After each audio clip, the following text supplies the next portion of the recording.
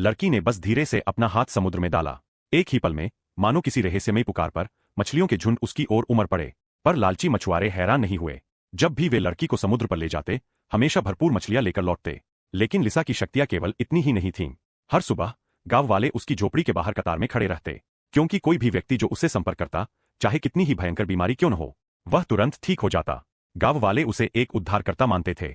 उसकी मौजूदगी से उस छोटे से द्वीप के लोग सुख और समृद्धि से जी सकते थे। लेकिन समय बीतने के साथ गांव वालों की लालच और स्वार्थ ने उस शांतिपूर्ण द्वीप को गृहयुद्ध की ओर धकेल दिया। एक दिन लिसा अपनी सहेली के साथ पहाड़ों में खेल रही थी। रास्ते में उन्हें एक विशाल मधुमक्खियों का छत्ता मिला। चमत्कारिक रूप से जब लिसा ने धीरे से हाथ बढ़ाया, तो वे मधुमक्खियां, जो सामान्यतः आक्रामक होती है, शांत होकर उसकी हथेली पर बैठ गईं। लिसा खुशी से यह चमत्कार अपनी सहेली को दिखाना चाहती थी, लेकिन उसने देखा कि उसकी सहेली को मधुमक्खियों ने डंक मार दिया। अपनी सहेली को दर्द में देखकर लिसा भावनाओं से भर उठी।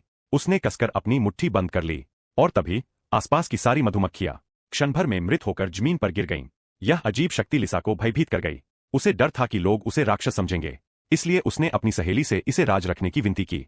लेकिन उसी पल से लिसा ने अपनी सारी शक्तियां खो दीं।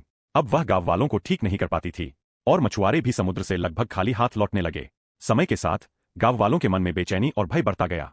हर कोई आने वाले भविष्य से आतंकित था। एक दिन जब लिसा की मां छोटी एनी को सुला रही थी, उसने देखा कि दिन में लगी एनी की चोट तेजी से ठीक हो रही है। खुशी से झूमकर उसने अपने पति जैक को बुलाया। सचमुच जैक के हाथ का जख्म भी जल्दी गायब हो गया। पत्नी अत्यंत प्रसन्न हुई। वह चाहती थी कि आंटी में को भी लाए, शायद उनकी भूलने की बीमारी, अल्जाइमर, भी ठीक हो जाए। लेकिन जैक ने गंभीर स्वर में उसे रोका। जैक ने कहा, अगर आंटी में को याददाश्त वापस आ गई, तो पूरे गांव को पता चल जाएगा कि लिसा की शक्तियां लौट आई है। और फिर उसने अपनी पत्नी को चेतावनी दी, जन्म से ही बुढ़ापा, बीमारी और मृत्यु प्रकृति प्रेम का हिस्सा है। लिसा का भविष्य गांव के लिए बलिदान नहीं किया जाना चाहिए। लेकिन उसकी पत्नी उसे जाने नहीं दे सकती थी। आंटी में की हालत दिन प्रतिदिन बिगड़ती देख अंततः उसने हार मान ली।